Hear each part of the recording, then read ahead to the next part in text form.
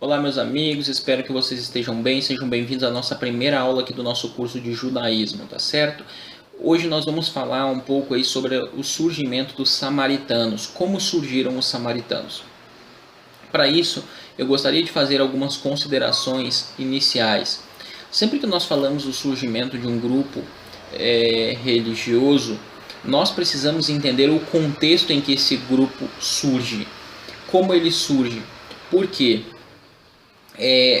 Todo grupo ele surge dentro de um contexto histórico, e esse contexto vai influenciar suas crenças, sua forma de ver o mundo, seus comportamentos, vai também explicar algumas questões que muitas vezes nós vemos esse grupo praticando e nós não conseguimos entender. Então, essas questões vão ser exemplificadas ao decorrer da nossa aula hoje, tá certo? Começando, eu queria citar um trecho desse livro aí que eu achei muito interessante e que é um ponto que nós precisamos discutir inicialmente já. Nesse livro aí, ele diz assim: o povo hebreu não surgiu do nada e sua cultura não foi transportada diretamente do céu. Ela foi produzida no mundo, em contato com outras culturas a partir de contextos de tempo e espaço muito específico. O que ele quer dizer com isso? A cultura israelita, a cultura do povo hebreu, ela não caiu do céu, não veio direto do céu. O povo hebreu, ele vivia, e aqui eu vou usar o termo hebreu porque aqui ainda nós não tínhamos judeus propriamente ditos no sentido da palavra.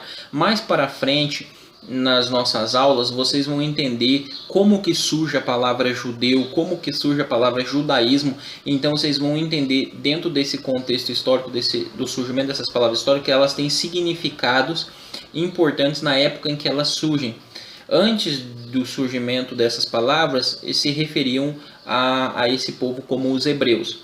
Então, o povo hebreu, quando ele surge no palco histórico, ele não surge propriamente com sua cultura pronta. Sua cultura ela é construída ao decorrer do tempo. Esse povo ele partilhava com seus vizinhos da cultura.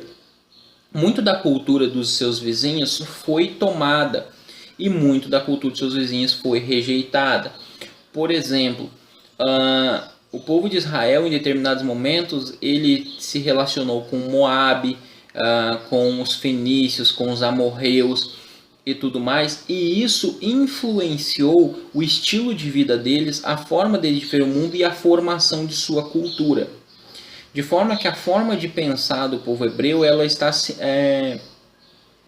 situada como a forma de pensar do Antigo Oriente Próximo, com algumas restrições. Que restrições? Bom, o povo hebreu ele tinha profetas e esses profetas davam orientações a eles vindas de Yahweh, ok? Do Deus dos hebreus. Então, os pontos culturais que foram tomados desses outros povos não eram pontos que contrariavam a fé no Deus de Israel. Eram pontos corretos. E em determinados momentos, quando o povo se apostatou, ele se envolveu com crenças então que não eram do agrado do Deus de Israel. E por isso então eles acabaram se afastando, entrando no paganismo e tal. Mas é necessário nós termos a consciência de que a cultura israelita ela se forma dentro de um pano de fundo histórico da antiga Mesopotâmia. Abraão viveu na antiga Mesopotâmia,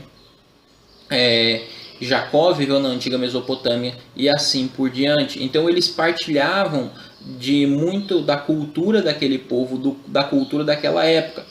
Por exemplo, em Gênesis, no capítulo 11, nós temos ali sendo mencionado que eles estão construindo uma torre. Alguns acadêmicos sugerem que ali eles estão construindo um zigurate. Essa ideia é bem interessante porque diz que eles estão construindo uma torre para tentar chegar ao céu. A ideia na antiga Mesopotâmia é que as montanhas elas funcionavam como uma transição, elas davam acesso aos dois mundos, ao mundo de cima e ao mundo de baixo. Então, geralmente, eles construíam os zigurates no estilo de uma montanha, porque eles entendiam que Deus descia ali para se comunicar com eles. Então, eles subiam e Deus também vinha se comunicar com eles. Então, ao que parece, existe um pouco dessa ideia ali quando eles estão construindo a Torre de Babel. Eles têm esse pano de fundo mesopotâmico na mente deles, e isso é importante. Então nós vamos fazer uma breve recapitulação dos livros bíblicos de Gênesis a Reis, que dá o pano de fundo para o surgimento dos samaritanos. Nós vamos tentar então compreender um pouco esse panorama histórico para nós termos aí uma ideia geral da história do povo de Israel, tá certo? Nós temos ali então o livro de Gênesis, ele dividido em duas partes. Do capítulo 1 ao 11, nós temos a chamada história primitiva, onde é apresentada a história da criação, ok? E aí quando é apresentada a história da criação, tanto da criação do mundo quanto do dilúvio, por exemplo, nós temos diversos paralelos com crenças da antiga Mesopotâmia, como, por exemplo, o Enuma Elish. O Enuma Elish, ele vai citar, por exemplo, a criação do mundo, o homem teria vindo do barro, mas tem um diferencial, por exemplo, que lá o homem foi criado porque os deuses não queriam trabalhar, então o homem faria isso no lugar dos deuses. Há várias diferenças entre o Enuma Elish e o texto bíblico, assim como a epopeia do Gilgamesh. Há semelhanças entre os dois, entre o Enuma Elish e a epopeia do Gilgamesh. Há diferenças, e há bastante diferenças em relação ao relato bíblico. Isso é chamado da cosmogonia, tá certo? Dos antigos povos. Então, aí nós temos do capítulo 12 ao capítulo 50 agora as narrativas patriarcais. É interessante, quando nós falamos desse contexto cultural, quando o Martin Seligman ele escreve um trabalho, eu até gravei um vídeo, está no meu canal, chamado A Historicidade das Narrativas Patriarcais, aonde eu apresento esse trabalho do Martin Seligman e faço uma síntese da abordagem dele, aonde ele vai pegar alguns tablets no Zid escritas cuneiformes e ele vai pegar o estilo de vida do povo ali representado pelos tablets no Zid, que é datado da Idade do Bronze, e ele vai comparar com a história dos patriarcas. E comparando isso, ele vai perceber que os patriarcas eles tinham um estilo de vida parecido com aqueles. Então, por isso, ele consegue datar a antiguidade e a veracidade das histórias patriarcais, porque as histórias patriarcais elas têm relação com a história dos povos antigos, ok? Então, o Gênesis tem capítulo 1 a 11, história, né, primitiva, e aí a história primitiva ela contextualiza Israel de como um mundo surgiu, como um mundo foi criado, e de 12 a 50 ela demonstra para o povo de Israel como o povo de Israel surgiu, ou seja, ela apresenta a origem de um povo. Então o povo, quando estava saindo do Egito, em Êxodo, o povo precisava saber de suas origens, e Moisés dá esse texto ao povo, para que o povo soubesse como que o mundo surgiu, como que esse povo surgiu. O livro de Êxodo, por sua vez, ao falar da saída do exílio, o livro de Êxodo apresenta agora o Deus deles, como o Deus deles os libertou, e aonde eles deveriam se encontrar com esse Deus, que é o santuário terrestre, de Êxodo capítulo 25. Então Deus faz uma aliança com eles no capítulo 24 até do capítulo 19 até o 24, que tem muitos paralelos com tratados hititas. As próprias leis ali de Êxodo, quando fala olho por dente, olho por olho, dente por dente, tem muito a ver também, tem paralelos estreitos com o Código de Hammurabi. Ou seja, essas leis elas são dadas no formato das leis da época, de acordo, claro que há diferenças também, porque o Deus de Israel, ao dar a sua revelação ao profeta, a Moisés, a Moshe Rabbeinu, ele dá dentro de um contexto correto, porque ele não concordaria com tudo que aquela civilização praticava em todas as suas leis. Então você tem um povo agora que conhece a origem do mundo, conhece a sua origem, ele conhece o Deus que libertou ele, ele entra em aliança com o Deus que libertou ele, e agora ele vai saber aonde se encontrar com esse Deus, isto é, no santuário. Então nós temos o livro de Levítico. O livro de Levítico vai falar como esse povo deveria se portar diante desse Deus, como esse povo deveria se encontrar com esse Deus no local que esse Deus quer que ele se encontre. Então você tem santuário terrestre e você tem toda a liturgia do santuário, todas as festividades que envolviam o ano judaico. Então, por exemplo, Levítico capítulo 23, nós temos um calendário litúrgico, onde é apresentada todas as festividades de Israel. Isso tudo é muito importante, porque lá na frente, quando nós estivermos falando do contexto do Novo Testamento, de como a igreja surge e tudo mais, nós vamos perceber que a linguagem neotestamentária ela é intrinsecamente ligada com essa linguagem veterotestamentária da Torá. Então essas cenas elas são todas retomadas lá na frente. Então esse panorama geral ele é muito importante para nós, para que nós conseguimos no decorrer do nosso curso ir encaixando as questões que vão acontecendo. Então esse povo agora ele tem aonde se encontrar e ele também recebe instruções de como se encontrar.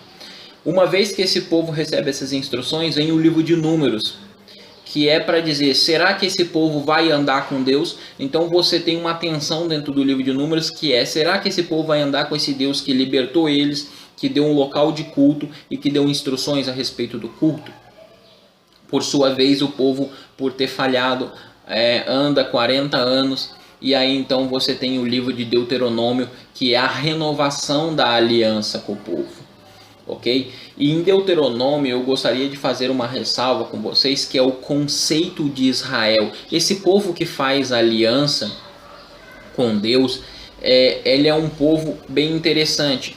Ok? Se nós olharmos, tanto é interessante de nós analisarmos isso, porque assim, se nós pegarmos Êxodo capítulo 12, verso 38, diz que quem saiu junto com o povo de Israel, com os hebreus, saiu do Egito um misto de gente. Então junto com os hebreus saiu um misto de gente.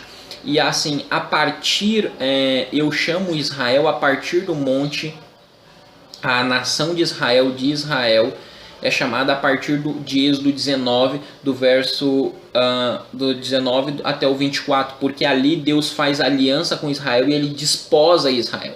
Então Deus, quando ele troca em Gênesis 32 o nome de Jacó por Israel, e ele diz que dele viria uma nação, dando continuidade à promessa abraâmica, então esse povo, quando ele é desposado por Deus no Monte Sinai, no capítulo 19 até o 24, nesse código de aliança, ele passa agora então a ser povo de propriedade peculiar de Deus, como diz lá 19, do 3 até o 6. Deus faz aliança com eles e toma eles, então a partir daí é Israel. E o povo que faz aliança no Monte Sinai, ele é o povo que saiu do Egito. E se nós formos a Êxodo capítulo 12, 38, diz que saiu um misto de gente com os hebreus. Então os hebreus que são chamados num relacionamento de aliança, ou seja, Israel que é chamado num relacionamento de aliança com Deus, em Êxodo 19 é um misto de gente, e não somente judeus como alguns querem, ou seja, uma nação sanguínea, étnica. E nesse sentido, Deuteronômio também, na renovação da aliança, ele nos diz algumas coisas bem interessantes. Porque Deuteronômio 29, eu quero convidar vocês a abrirem Deuteronômio 29. Todos esses conceitos vão ser muito importantes para o desenvolvimento do nosso curso, ok? Deuteronômio 29 diz assim, verso 1. São estas as palavras da aliança que o Senhor ordenou a Moisés que fizesse com os filhos de Israel na terra de Moabe, além da aliança que fizera com eles em Horebe. Então veja, aqui ele vai fazer uma aliança. E ele diz assim, e essa aliança é para ser feita com os filhos de Israel, né, na terra aqui. E no verso 2 assim, chamou Moisés a todo Israel. Aqui diz que ele chamou a todo Israel. Quando ele vai fazer aliança, ele chama todo Israel. Aqui aparece uma expressão em hebraico, Kol Israel. Kol Israel. Então ele chama todo Israel nesse contexto de aliança. Quem é todo Israel? Verso 10 em diante. Vós estáis hoje todos perante o Senhor, vosso Deus, os cabeças de vossas tribos, vossos anciãos e os vossos oficiais, todos os homens de Israel, os vossos meninos, as vossas mulheres e o estrangeiro que está no meio do vosso arraial, desde o vosso rachador de lenha até o vosso tirador de água, para que entres na aliança do Senhor teu Deus e no juramento que hoje o Senhor teu Deus faz contigo, para que hoje te estabeleça por povo e ele te seja por Deus, como te tem prometido, como jurado a teus pais Abraão, Isaque e Jacó. Não é somente convosco que faço a aliança e este juramento, porém com aquele que hoje aqui está convosco perante o Senhor, nosso Deus, e também com aquele que não está aqui convosco. Então veja o conceito aqui de todo Israel. É o estrangeiro, é o rachador de lenha. O rachador de lenha nós vamos ver no livro de Josué que geralmente eram escravos, que eram tomados de outros povos. Então era o estrangeiro, era o rachador de lenha, que possivelmente eram escravos vindo de outros povos. Esse é o conceito de todo Israel. Esse é todo Israel. Israel não era somente judeus sanguíneos. Não era somente os hebreus sanguíneos que mais tarde vêm a se tornar os judeus. Mas é todo aquele que entra no relacionamento de aliança com o Yahweh, com o Deus da aliança. Isso é muito importante porque Raabe é Israel, Ruth é Israel, e elas não eram hebreias, israelitas sanguíneas, mas elas fazem parte da aliança tanto a tal ponto de entrarem na genealogia de Jesus, de Yeshua. Então esse conceito de Israel apresentado em Deuteronômio, ele é muito importante. Então nós temos Gênesis, mostra a criação do mundo, surgimento de um povo, eleição de um povo, Êxodo, o resgate de um povo, aonde esse povo deveria se encontrar com Deus, Levítico, como esse povo deveria se encontrar com Deus, Números, esse povo andaria ou não andaria com Deus em meio às dificuldades, Deuteronômio, a renovação da aliança com a descendência futura daquele povo que fez a aliança, porque muitos morreram no deserto. E então nós temos o livro de Josué se iniciando. Moisés morre, nós temos o livro de Josué. E o livro de Josué ele apresenta a realidade de que o povo deveria conquistar a terra. E nós temos uma tensão: o povo conquista ou não conquista toda a terra? E a conquista da terra, no livro de Josué, ela é apresentada como o cumprimento da promessa de Deus à aliança e a obediência do povo à aliança. Ou seja, uma vez que o povo aceita a aliança, o povo entra num relacionamento com Deus, então Deus daria a terra para eles. No tempo de Josué, a terra não foi conquistada por completa, isso ficou para o período dos juízes. Mas isso é muito importante, porque essa tensão ganha a terra, perde a terra, ela vai refletir lá em Reis, ela vai refletir quando os samaritanos, quando o povo do norte é expulso, é levado como escravo, vai refletir quando o povo é levado, o povo de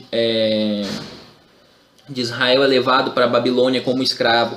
Tudo isso faz parte da formação da identidade daqueles que se tornariam o povo judeu.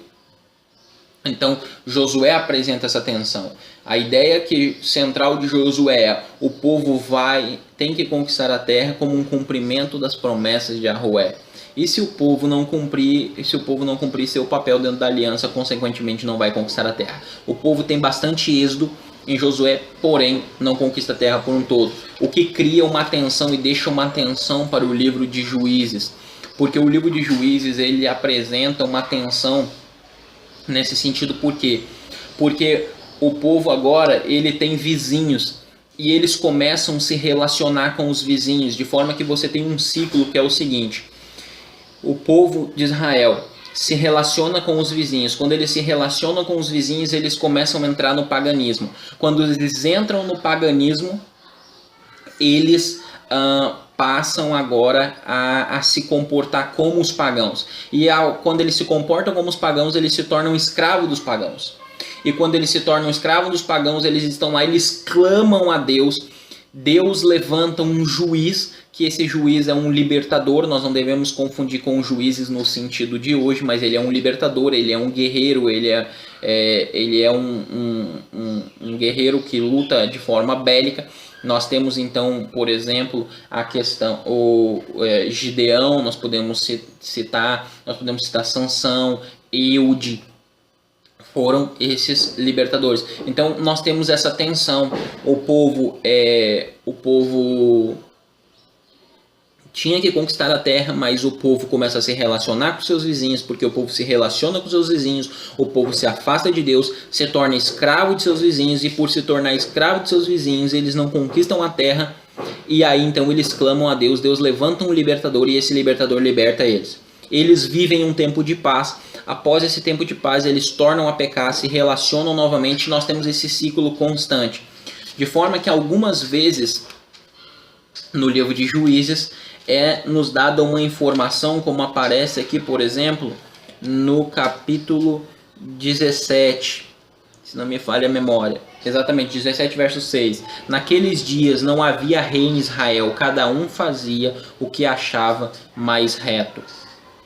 Se nós olharmos também no capítulo 21, no verso 5, acho que é isso, 21, 25, diz assim: naqueles dias não havia rei em Israel, cada um fazia o que achava mais reto. Ou seja, nesse período o povo foi se corrompendo tanto com as culturas vizinhas, com as culturas pagãs, que cada um fazia o que achava reto aos próprios olhos. É interessante que, se nós pegarmos o relato da concubina, por exemplo, do levita e da concubina em Juízes 19, e você leia do verso 22 ao verso 25, esse relato é descrito nos mesmos moldes de Ló em Sodoma e Gomorra. Ou seja, o escritor de Juízes, que a tradição judaica, o Talmud, pensa ter sido Samuel, o escritor de Juízes ele escreve nesse formato para dar a entender que naquele período ali Israel estava igual Sodoma e Gomorra. Ou seja, eles se envolveram a tal ponto com as culturas vizinhas que eles estavam se tornando como Sodoma e Gomorra. Aí é dito que não havia rei em Israel. E por esse motivo cada um fazia o que era reto aos próprios olhos. Nesse sentido, nós também temos o livro de Ruth, que é do mesmo período. O livro de Ruth ele apresenta de forma muito clara, porque Ruth não é uma israelita, ela se torna uma israelita, né? A grande frase, a frase, né, bem conhecida de Ruth: teu povo é o teu povo e meu Deus é o meu Deus, quando ela fala para sua sogra Noemi. E o que acontece? Agora o livro de Ruth ele demonstra que a salvação ele está para além das fronteiras de Israel. Na sequência, ou seja, é uma graça que ela está para além das fronteiras de Israel, ou seja, ela está disponível para todos, israelitas de sangue ou não israelitas. Nessa expectativa de que o povo fazia reto aos seus próprios olhos, porque não havia rei, nós chegamos no livro de Samuel. O livro de Samuel, por sua vez, ele agora vai apresentar um povo pedindo um rei. E o povo ele pede um rei de acordo com os moldes das outras nações. E aqui vale salientar uma coisa. O pedido de um rei pelo povo não é necessariamente errado. Por quê? Porque dentro da aliança abraâmica, Deus já tinha dito para Abraão: reis procederão de ti. Deus já tinha previsto isso na aliança abraâmica. Reis procederão de ti.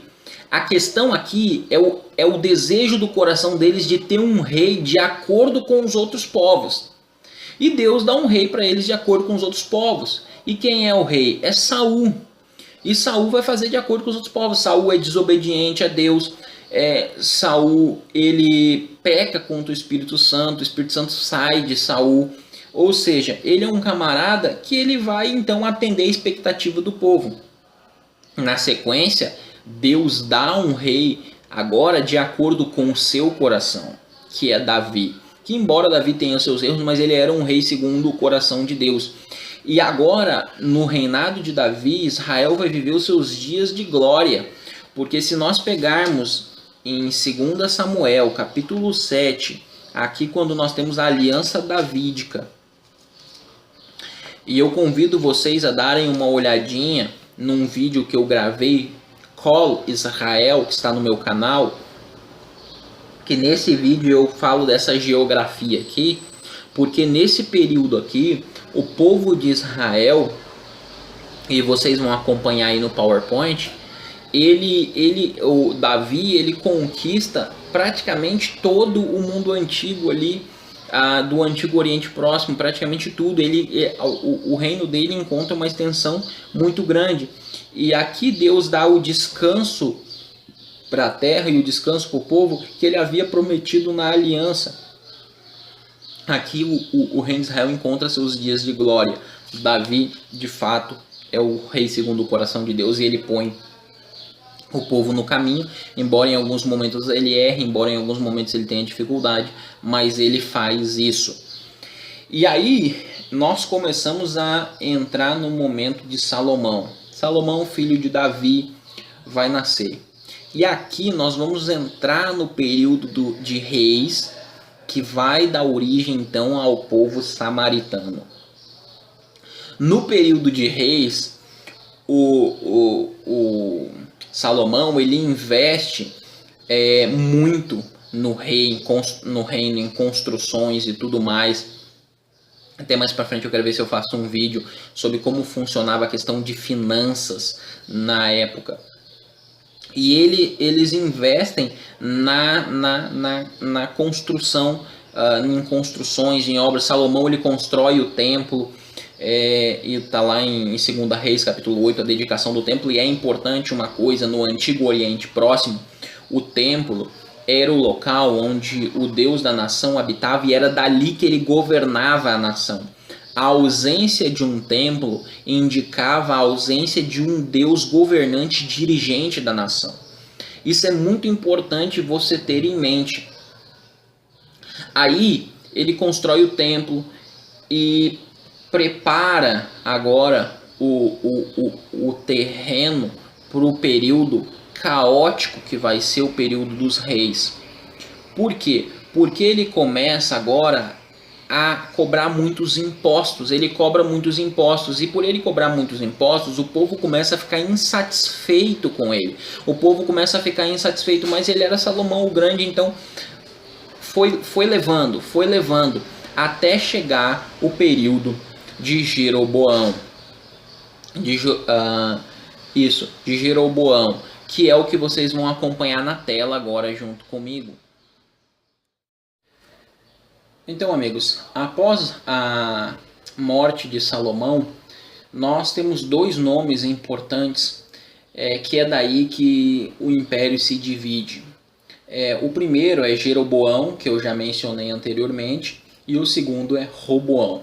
Roboão, ele é o sucessor de Salomão ao trono. Então, quando Salomão morre, é Roboão que vai governar agora em seu lugar.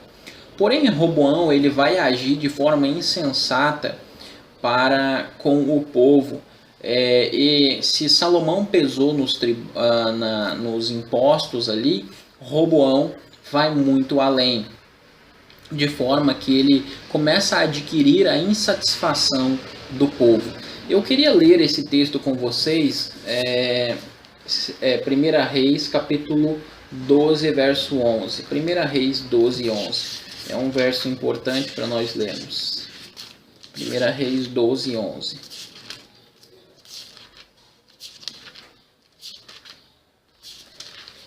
Diz assim: assim que se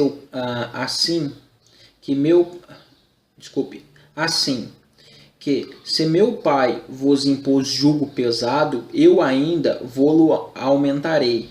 Meu pai vos castigou com açoites, porém eu vos castigarei com escorpiões. Então veja aqui que a ideia que ele tem aqui não é uma ideia muito interessante.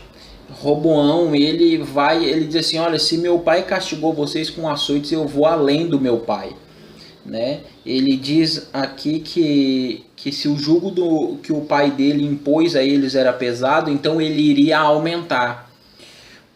Com isso, ele começou a ganhar a antipatia do povo. Por ele ganhar a antipatia do povo, Jeroboão agora é líder aclamado pelo povo. E Jeroboão vai se afastar e vai montar aquilo que são chamadas 10 tribos de Israel, que são as 10 tribos do norte. Então ele vai levar e agora vai surgir o reino de Israel. De forma que nós temos as 2 tribos, Judá e Benjamim, ao sul, e as outras 10 tribos ao norte, lideradas por Jeroboão. Então você tem Roboão liderando o sul e Jeroboão liderando as 10 tribos do norte. Quando Jeroboão começa a liderar as 10 tribos do norte, ele percebe uma coisa. Eu falei para vocês a importância do santuário. Já mencionei anteriormente. Um Deus, ele governava seu povo a partir do santuário. Ou seja, o templo era muito importante na vida cotidiana do povo. E o que acontece? As 10 tribos do norte não tinham um templo aonde cultuar, aonde oferecer sacrifícios. Logo, o povo começaria a ir para Jerusalém para oferecer sacrifícios e ter a sua vida religiosa. Uma vez isso acontecendo, logo Jeroboão começaria a perder força. O seu reinado começaria a perder força. Então, para que isso não acontecesse, o que ele faz? Ele vai e constrói e ele constitui locais de culto na terra de Israel. E ele põe bezerros de ouro nesses locais. Por exemplo, em Reis capítulo 12, verso 38, é nos dito assim, olha. Reis 12, 38. Opa, eu acho que eu anotei errado, deixa eu ver. É verso 28, né? 38. Diz assim: pelo que o rei, tendo tomado conselho, fez 2 bezerros de ouro e disse ao povo: basta de subirdes a Jerusalém. Vês aqui teus deuses, ó Israel, que te fizeram subir da terra do Egito. Veja que ele diz assim: basta de vocês subirem a Jerusalém. Vocês não vão em Jerusalém cultuar a Deus, vocês não vão lá.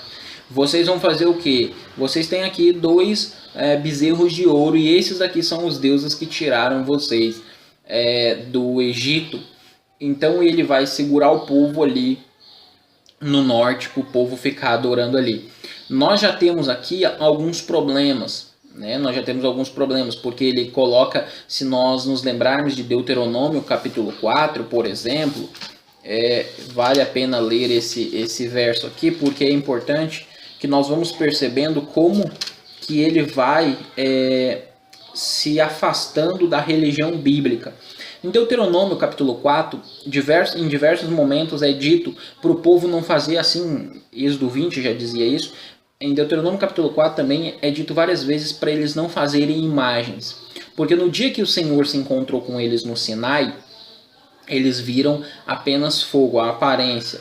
Eles não viram a forma do Senhor, então não era para eles fazer. Então, por exemplo, eu vou ler o capítulo 4, verso 23 e 24, que é um dos versos do capítulo 4 que apresenta isso de vários outros. Diz assim: guardai-vos, não vos esqueceis da aliança do Senhor vosso Deus, feita convosco, e vos façais, e diz assim, e vos façais imagem esculpida, semelhança de alguma coisa Isso, que o Senhor, vosso Deus, vos proibiu, porque o Senhor teu Deus é fogo que consome, é Deus zeloso. Ou seja, aqui ele diz, olha, se lembrem da aliança, não façais imagem e tal. Agora, o que Jeroboão faz? Faz imagem e põe lá para o povo cultuar. Agora, ele tira o santuário de Jerusalém, que era o centro da vida religiosa do povo, sem contar que a própria Torá estipulava que os sacrifícios deveriam ser feitos no templo em Jerusalém. Agora ele vai fazer sacrifícios fora do templo em Jerusalém.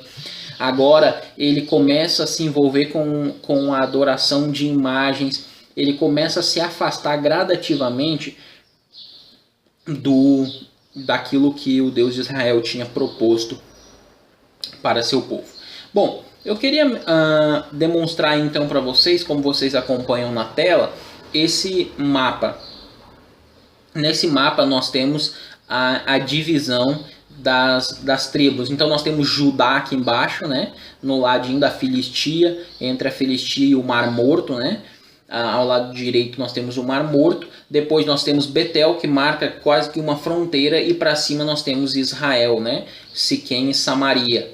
Então nós temos a Samaria aqui. Então aí nós temos a divisão das 10 tribos. As 10 tribos de Israel ficaram para a parte de cima, até Betel, e depois de Jerusalém para baixo, aí Judá, e perto do Mar Morto ficou com Judá, quando o reino se dividiu.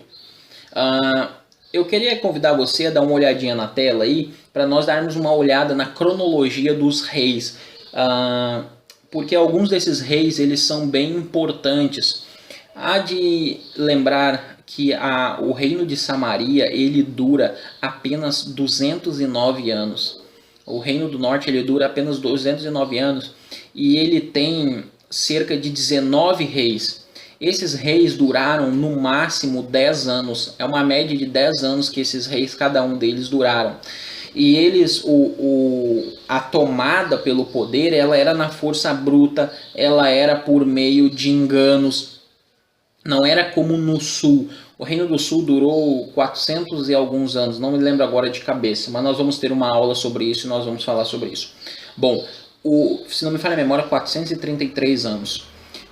E enquanto o Reino do Sul teve a dinastia de Davi reinando, ou seja, morria um rei da dinastia de Davi, entrava outro e assim por diante, no sul não, no norte não, no norte era na força bruta mesmo, o camarada ia lá, armava uma arapuca pro outro, matava, tomava o poder, vinha outro, matava ele, tomava o poder dele, era assim, não tinha nada organizado. Por isso eles duraram apenas 209 anos e eles tiveram apenas 19 reis, cujos duraram aí seu reinado cada um mais ou menos 10 anos. Então nós temos aí a lista dos reis do norte, tá certo? O primeiro, você acompanha na tela comigo, é Jeroboão, de 930 a 909. Depois nós temos Nadab, depois nós temos Baasá, depois Elá, depois Zinri, depois Onri, depois Acabe, depois Acasias, depois Jorão, depois Jeú, depois Jeoacás, depois Jeoás, depois Jeroboão II, depois vem Zacarias, depois vem Salum, depois nós temos Menahem, depois temos Pecaías, depois temos Peca, Oséias, que é o último. Oséias é o último dos reis do norte, quando o norte acaba, e nós vamos chegar nele já já. Então, essa é uma cronologia dos reis aí para você ter com você. Esse lado amarelo apresenta os reis do norte e a cronologia, o período em que cada um reinou, ok? Nós vamos falar de alguns desses reis porque eles são bem importantes para a história do norte, o surgimento de Samaria, ok? Nesse livro aí, Uma História do Povo Judeu, na página 81, tem esse comentário que é bem interessante, falando ainda sobre Jeroboão, que nós estamos falando dele, né? Que foi o primeiro rei do norte. E ele diz assim: a Samaria contém em suas fronteiras uma considerável população cananeia, e esta está geograficamente próxima à civilização da Fenícia e da Mesopotâmia. Para melhor absorver elementos heterogêneos de seu país, o que Jeroboão tenta fazer é moldar a tradição mosaica aos costumes cananeus. Então veja, como eu falei anteriormente, o povo ele vai sendo moldado à medida, a cultura do povo de Israel ela vai se formando à medida que ela vai se relacionando com outros povos. E quando eles tinham um profeta e eles obedeciam ao profeta, o profeta dizia por onde eles deveriam andar e o que eles não deveriam tomar como exemplo para si. Então, por exemplo, se culturalmente povos sacrificavam crianças, os profetas diziam, vocês não vão fazer isso. E eles não faziam, eles não aderiam àquilo. Mas automaticamente, quando eles se afastam de Deus e eles decidem trilhar pelas suas próprias pernas, então eles começam a se envolver com as culturas e se paganizar como aqueles povos.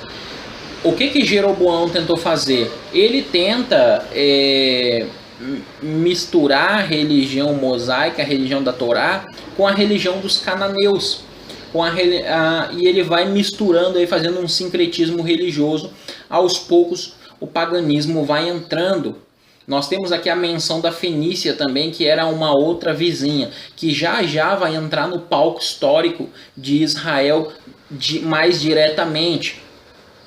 Então a atitude de Jeroboão ela não foi nada interessante ao se afastar, embora Roboão tenha pisado na bola, podemos dizer assim, não fez o que era correto, mas a atitude de Jeroboão também não foi muito interessante, acabou afastando as 10 tribos do norte mais ainda dos caminhos do Senhor. Bom, nós podemos falar então aí de Onri agora. Vamos dar um salto na história e vamos falar de um outro camarada importante que é Onri. Onri no século 8 vence Moabe, né, e faz uma aliança com a Fenícia. Eu acabei de citar a Fenícia, que era uma vizinha ali. E Onri ele vai fazer uma aliança com a Fenícia. Isso é importante por quê? Porque mais tarde o filho dele, Acabe, que é bem conhecido no texto bíblico, né, do duelo lá, dos debates com Elias e tudo mais, Acabe, por conta de aliança, vai se casar com Jezabel. Jezabel, por sua vez, vai trazer a cultura pagã para dentro de Israel. Ela trazendo essa cultura agora pagã, fenícia, agora você imagina, Israel tinha sofrido influência direta dos cananeus no período de Jeroboão e continuou sofrendo, as 10 tribos do norte, né, Israel, e agora você tem a cultura fenícia entrando diretamente. Tanto é que na região ali, onde crê-se que era o palácio de Acabe, se encontrou diversos materiais ali de marfim, que era algo bem conhecido ali da região da Fenícia, né, o marfim. É interessante que foi encontrada uma esfinge de marfim também, essa esfinge que você acompanha na tela, ela foi encontrada nessa região. Então, esse sincretismo aí que começou a envolver Israel, cada vez foi se agravando mais, de forma que a Fenícia vai ter uma influência, né, e vai afetar de uma forma que nós não podemos nem calcular a cultura e a religião das 10 tribos do norte, ok? Foi Onri que colocou Samaria como a capital do norte. Foi no período de Onri que Samaria agora é oficializada como a capital do norte. Ele é o primeiro rei citado em fontes extra-bíblicas, ele é citado na Pedra de Moabe, que já você vai ver na tela. Ele é o pai de Acabe, como eu já mencionei, que casou com Jezabel, e já nós vamos entrar um pouquinho mais nisso. Bom, deixe-me falar um pouquinho da Pedra Moabita para vocês. Aí vocês têm a Pedra Moabita. A Pedra Moabita, eu não vou ler o texto inteiro, vocês vão ter o PowerPoint, vocês vão poder ler. Mas basicamente o que eu queria ressaltar, quando eu falo de cultura influenciando cultura, a pedra moabita exibe isso muito bem. Porque a pedra moabita, por exemplo, uma das questões assim que ela traz é a questão seguinte: o deus de Moabe, ele se afasta e por isso Moabe acaba sendo derrotada. Mais tarde, e eles perdem a terra. Mais tarde, então, ele retorna, aceita Moabe de novo. Aí você tem o rei Mesa falando, e ele vai agora expulsar, ele vai guerrear contra o povo de Israel, e ele vai expulsar eles, vai voltar a adoração ao Deus dele, né, no local de adoração deles. E é interessante que na pedra moabita é a primeira vez que aparece fora dos escritos bíblicos o tetragrama sagrado Yod Re Vav Re Yahweh, ok? É a primeira vez que aparece o tetragrama sagrado, o nome do Eterno. E nessa dinâmica que eu estou comentando para vocês tem algo interessante, porque você tem a ideia clara de um povo cujo Deus se retira, porque ele se retira, eles perdem a terra. Depois esse Deus retorna, e porque ele retorna, esse povo retorna à sua terra, e agora eles têm um local novamente de adoração. Veja como essa linguagem ela é muito parecida com a linguagem da Bíblia hebraica. Por isso que eu falo para vocês que quando nós estudamos a cultura ali, nós precisamos prestar atenção na cultura, precisamos prestar atenção nos textos da Bíblia hebraica para ver como isso se familiariza. Por exemplo, posso dar um exemplo claro do exílio babilônico. Se nós pegarmos Ezequiel 9, Ezequiel fala ali no capítulo 9 exatamente o momento em que o Deus de Israel se retira de cima dos querubins. Ele deixa Nabucodonosor invadir, destruir tudo, o povo é levado como escravo. Mais tarde, Daniel 5, né, Jeremias capítulo 25, verso 11 e 2 já profetizou que o povo seria liberto depois de 70 anos. Aí você tem em Daniel 5 a queda de Babilônia, quando Deus agora cumpre sua promessa e o povo é liberto para voltar. Zacarias e Ageu falam da reconstrução do santuário, quando Deus iria habitar no meio do povo novamente. Você tem essa ideia dentro da Bíblia hebraica. Então essa ideia no Antigo Oriente Próximo ela era comum a alguns povos. Então por isso que essa questão cultural, de influência cultural, ela é bem importante de nós analisarmos. Nesse sentido, quem influenciou quem? Será que a cultura ela é necessariamente ruim? Não. Não é, essa ideia bíblica, ela é apresentada na Torá, na aliança, né, que eu vou falar quando nós estivermos falando sobre a queda de Judá. Então nós temos essa ideia aqui que ela vale a pena ser lembrada. Honre ao primeiro rei israelita mencionado fora da Bíblia hebraica, e a primeira vez que o nome de Yahweh é mencionado fora da Bíblia hebraica, o tetragrama é na pedra moabita, tá certo? E vocês têm o texto da pedra moabita. Esses textos que estão aí entre pontinhos é porque nós não temos as palavras, então aí ficou sem, ok? Bom, vamos lá. A Síria dominou o Oriente Próximo durante aproximadamente 300 anos. Então, foi um período bastante grande. Nesse período, muitos povos pagaram tributos à Assíria. Os povos iam e a Síria cobrava tributos deles. Um dos povos que passou a pagar tributo, e o primeiro rei que passou a pagar tributo, o primeiro rei de Israel que passou a pagar tributo para a Síria, foi o rei Jeú. O rei Jeú, ele já vem depois de Jorão. Então, se nós formos aqui à frente, nós temos essa figura aí que você acompanha, que ela está no Museu Britânico, e ela apresenta o rei Jeú pagando tributo aos assírios, né? Ele prostrado diante ali do governante assírio e ele pagando tributo. Então, o primeiro rei de Israel a pagar tributo, ao que nós sabemos, é Jeú. Então agora as 10 tribos do norte vão começar a ser oprimidas pela Assíria. Nesse sentido, é interessante nós fazermos algumas observações. Nós temos no 8º século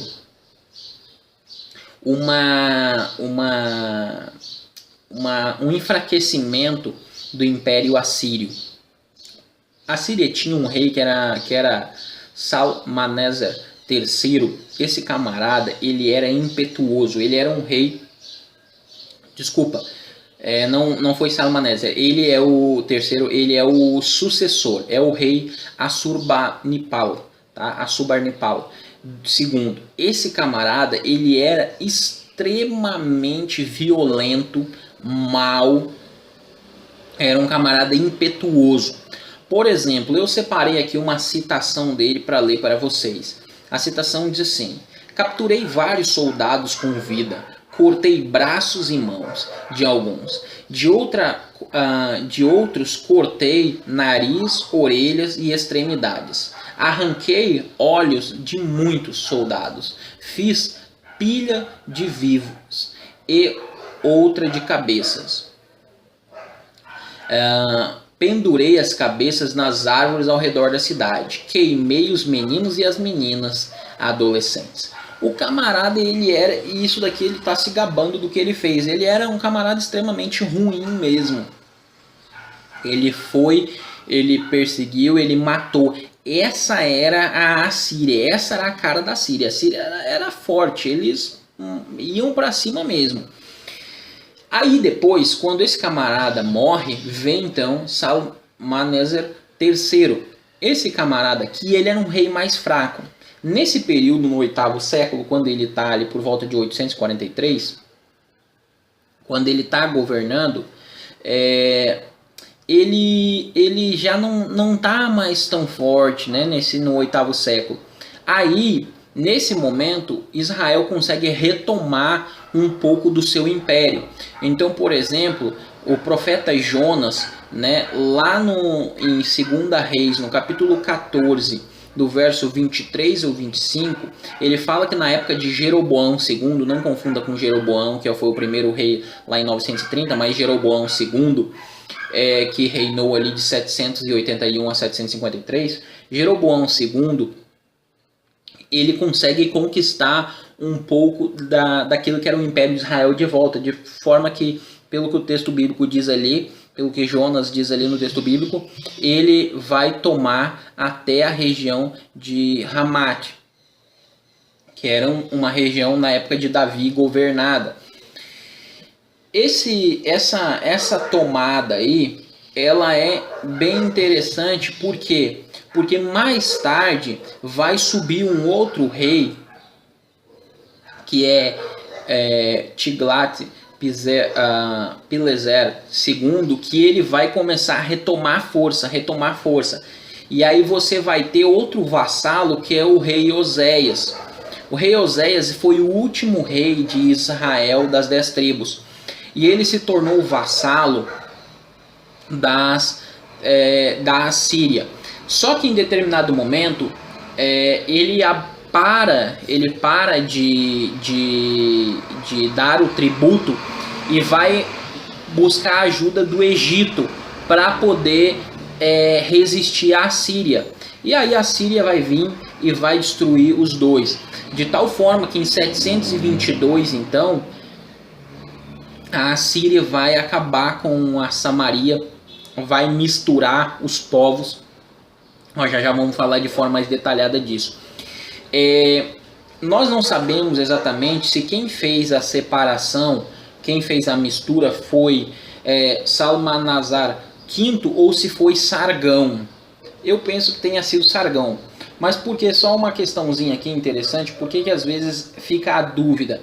Porque costumeiramente na antiguidade os reis eles tinham a mania de fazer o seguinte: o que veio antes dele conquistou um determinado império e eles assumiam como se eles tivessem dominado esse império. E Sargão ele faz isso porque foi Salmaneser V que tomou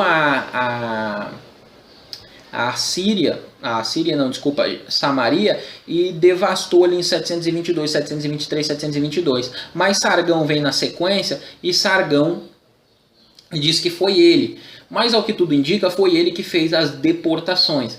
Então nós temos aí, deixe-me pegar aqui,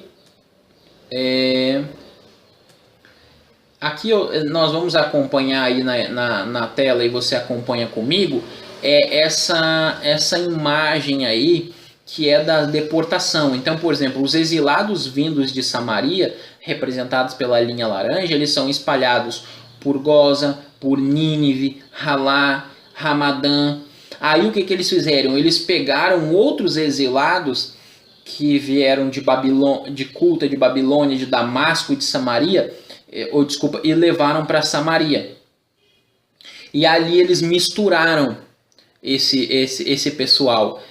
Alguns estudiosos modernos chegam a dizer que apenas 14% dos samaritanos foram transferidos da Samaria para essas outras regiões e 86% ficou lá. Isso é razoável.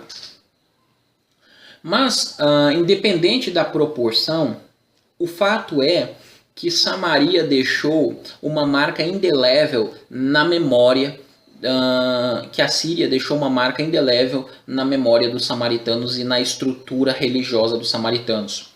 Porque, veja, os samaritanos já tinham sido influenciados pelos cananeus, já tinham sido influenciados pelos fenícios, e agora foram pela Síria. Então a Síria governou sobre eles de uma forma muito pesada. Anteriormente eu mencionei Jonas, né, que ele recebeu o chamado profético dele no período de Jeroboão II. E eu queria fazer um comentário aqui sobre Jonas para nós fecharmos esse nosso estudo de hoje. Jonas, nós costumeiramente falamos, quando nós falamos de Jonas é o profeta fujão, né? As pessoas falam de Jonas como profeta fujão. Mas veja, eu demonstrei para vocês, pelo contexto aqui, que a Síria era extremamente má. A Síria era perversa. Você imagina que talvez Jonas teve amigos, parentes, pessoas de Israel ali que ele conheceu que morreram pela mão dos assírios nessas matanças dos assírios. Jonas possivelmente ficou extremamente triste com isso. Quando Deus chama Jonas para pregar aos assírios, imagine você quantas coisas não passou pela cabeça de Jonas. Jonas, sabendo que o Deus de Israel era rico em misericórdia, ele sabia que Deus iria perdoar os assírios. Lembrando que nessa época ali, a Assíria já não tinha dado uma enfraquecida e ela já não governava tudo ali como governara antes. Tanto é que no livro de Jonas ele menciona o rei de Nínive, ele não menciona o rei da Assíria. Provavelmente naquela época eles tivessem um rei local, um rei deles, porque ele não menciona o rei de Nínive, o rei da Assíria, mas ele menciona o rei de Nínive. E Jonas prega e eles se convertem. Sabe, nós precisamos avaliar um pouco do contexto histórico para nós não julgarmos mal o caráter dos homens da Bíblia. Porque, por exemplo, imagine você, se você fosse chamado para pregar para os nazistas poucos anos depois do Holocausto. E você sabendo que Deus iria perdoar os nazistas e iria salvá-los. É fácil para nós que estamos de fora geralmente condenar. Mas será que nós não nos sentiríamos como Jonas, tendo que pregar para os nazistas que mataram 6 milhões de judeus liderados por Hitler? Então, assim, quando nós olhamos para o contexto histórico, para o período de Jonas, a revolta de Jonas ela é plausível para um ser humano. Não estou dizendo que a revolta dele era certa, né? Porque o Deus de Israel sabe de todas as coisas. Mas como homem pecador e falho, a revolta de Jonas era plausível. Mas o Deus de Israel, ele é um Deus de amor. E ele usou Jonas para pregar a mensagem de perdão e de salvação para aqueles povos. Amigos, esse é um pouco do contexto do surgimento dos samaritanos. Nós vamos estar estudando agora mais para frente, a partir daí, então, propriamente dito, os samaritanos a partir do 6º, 5º século, como que surgiu o templo deles e tudo mais. E vamos tentar chegar a quem são os samaritanos nos dias de hoje, como eles pensam hoje, tá certo? Mas esse é um panorama histórico de como surgiram os samaritanos.